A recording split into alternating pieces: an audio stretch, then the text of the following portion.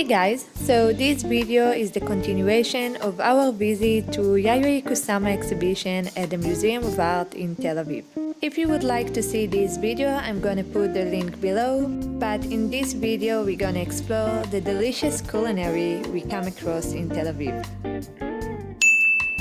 So we were walking and Chen said the Alfajores, the store that have vegan Alfajores is nearby, and he was right, it's right here, so we're gonna get ourselves some vegan Alfajores from here.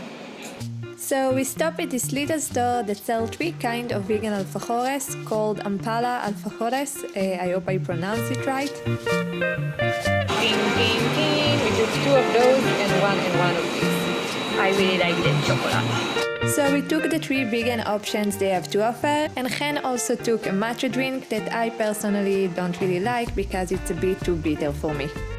As for the alfajores, they were delicious and completely different from the classic simple alfajores I know until now. The simple alfajores are made of dry biscuit and filled with dulce de leche, which means milk jam. Those on the other end were the fancy version of the alfajores. They had variety of different filling, the cookie was way softer, and they were coated with a layer of hard chocolate. As for my favorite one, it was the chocolate alfajores. It had a surprising twist. Inside you could also find a layer of peanut butter, which made it taste just like my favorite snack, the Reese's. So we made a quick stop to Simple Happy Market and we bought some of the fine chocolate of Midas. Each little cube cost like 8 shekels and we got 3 flavors. Something with spicy or chili, caramel and pistachio I think. But let's try them. Itadakimasu. They have tiny pieces of strawberry inside. It has more of a strong of strawberry than pistachio. It's nice. Not sure if it's worth 8 shekels for one tiny bite. Okay, the next one we try is the chili chocolate. This one was much harder than the other one. The other one was easily to bite it with my tooth. This one requires some mouthful. This one not filled with anything as well. Just like very simple and basic chocolate. Not that impressed.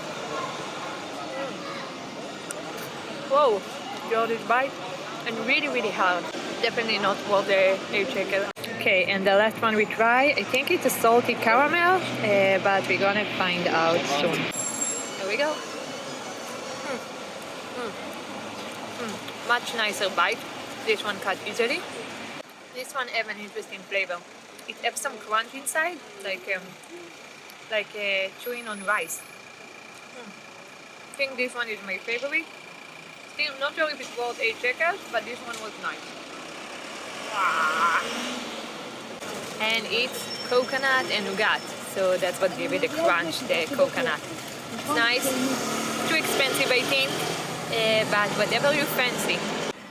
Okay guys, so now time is almost 6 p.m. and it's perfect time since we're heading to Meshek Barzilay. It's open just now. It's one of the most famous fully vegan restaurants here in Tel Aviv. So right now we're gonna do a review on it.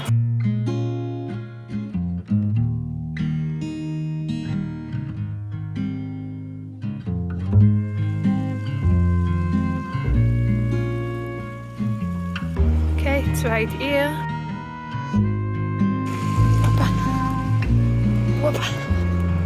Okay, made it.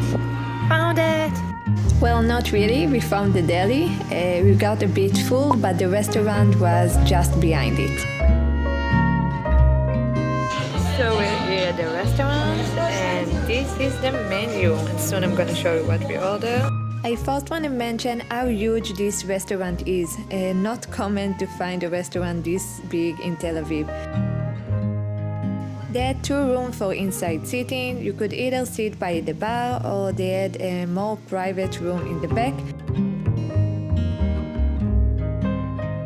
And they also had 2 outside seating areas. You could either sit in the front and have the view of the whole street, or if you wanted more secluded place, you could sit in the back of the restaurant. The restaurant itself was also very elegantly and beautifully designed. It had lots of plants and a lot of wooden furniture. which made it feel very cozy. And I also like the touch of the candles on each table. It gave it a nice ambience and warmth. So here is the menu. For starter we took the Rapunzel, and for main dish we took the tortellini pasta. And we also saw they have a special winter menu which made us curious, so we took the oyster mushroom. So we just got the starter, the avocado with beet and crackers, and look how pretty it looked like. It looked like a cake. Look how beautiful. So the first dish to come was the Rapunzel, made of layers of avocado, beets, lima cream, onion with buckwheat crackers. Visual-wise it was beautiful, similar to a layered cake, but unfortunately the flavor was less impressive. The avocado layer need a bit more seasoning, maybe some black salt could help it, and the crackers well bland. Although they did look beautiful with this interesting texture. My favorite layer was the onion and the beet. I really like their flavor, so I'm gonna give this dish an 8, mostly for the presentation. So here we got all the 3 dishes, well 2 dishes. The rice came along with the mushroom steak, and here we have pink tortellini filled with black lentil. Look at the beautiful presentation. It's like a mountain of mushroom. Okay, so now that all of the food has reached the table, it's time to try it out. So I'm gonna start with the pink tortellini. The little tortellini dumpling was filled with black garlic and some with artichoke. The sauce was made out of coconut cream, rosemary, beet and basil. This dish was extremely delicious on the point of addicting. I never knew I liked pasta so much until I tried it. I think I became a true tortellini girl. And it also had a slight parmesan taste, I think from some dry yeast they had on top. So this dish just win it all, both on flavor and presentation, and if you visit here, it's just a must. You gotta try it. I didn't say, but this is a sure 10. And now we move to the oyster dish that comes with a side of rice. This dish is made out of forest mushroom steak in a broth of shiitake mushroom, roasted potatoes and some wild leaves and seaweed. Presentation-wise, it looked beautiful, just like the rest of the dishes, although it turned to be more like a soup than what we first imagined a mushroom steak to be. I think this dish had a great potential if they just keep on the broth or maybe put it on the side instead of it cover the whole bottom, since it quite dominated the dish and you couldn't really feel the juicy flavor of the forest mushroom. The rice was well cooked, and I think it was the only thing that actually went well with the broth. Overall, I'm gonna give this dish an 8, also because it was one of the most expensive dishes on the menu, and taste-wise, I think it just didn't deliver. So good! I wanna take it home with me. Look at this pretty pink color. Wow, it's so beautiful. Okay, so we finished the main dish and now we pass to dessert. So we took the lemon tart and the hot cacao. So we just got the dessert and the hot chocolate, and they were so kind that they also gave us the cheesecake on the house. So yeah, we're gonna try it now. Itadakimasu. We were debating for quite a long time if to either take the lemon tart or the cheesecake, so it was really nice of them to also give us the cheesecake on the house. And now let's move to the food review. I shall start with the lemon tart. Except for its beautiful look, the flavors were amazing. It had a strong lemon taste, and the bottom was made of a sweet pastry. But I think what I liked the most was the meringue. They made a delicious aquafaba meringue that tasted and felt like a melted marshmallow. I was so excited about it. I think it was the first time I ever tried something like this. This dessert definitely deserves a chef kiss. And now we move to the cheesecake. The cheesecake was made out of cashew and vanilla yogurt, and the bottom was made out of tough flour and nuts. This dessert was on the very delicate side. It had a soft texture and it wasn't sweet at all. Also, the mix of berries gave it a bit of a soury taste. It also had a square of white chocolate with nuts on top. It also didn't add much taste on its own, but it was fun dipping it into the cheesecake and mix the flavor. As for the choco, it was sweet and warm, and it also had a bit of an almond taste since we asked it with an almond plant-based milk.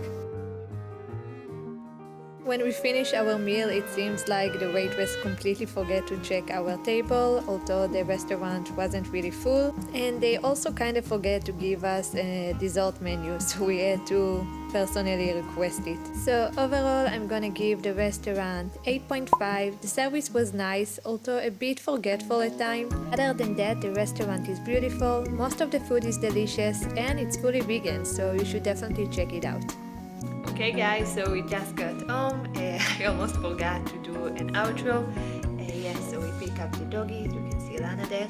Anyway, I hope you enjoyed this video. I sure did. So if you like, please leave a like and subscribe. And until our next journey, bye-bye. Okay guys, so here I have the bagasso cake. I wanted to try it for a very, very long time. And now we have here 2 pieces. So let's try it out. Let's take one. Okay. So it's supposed to be a cake in an Indian style. Came all the way from India. Made here in Israel.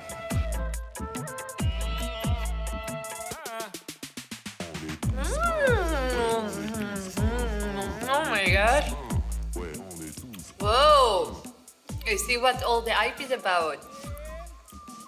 What did it remind me of? Wait, one more bite.